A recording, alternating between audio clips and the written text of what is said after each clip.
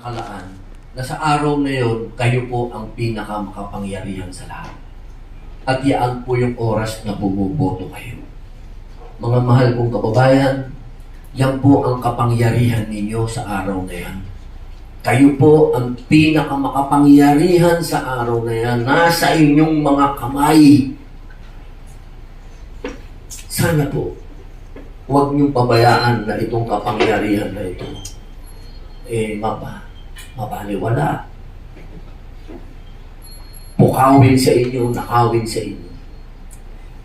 Ang ating pong bayan, ang ating pong bansa, wala pong aasahan yan kung hindi kayo lang sa inyong kapangyarihan.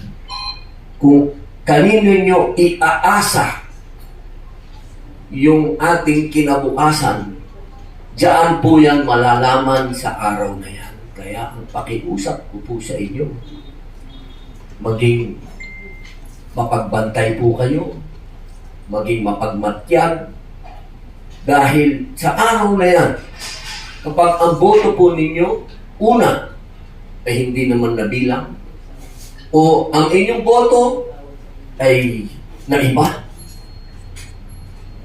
ibig sabihin po niyan, ay tinanggalan na kayo ng kapangyarihan.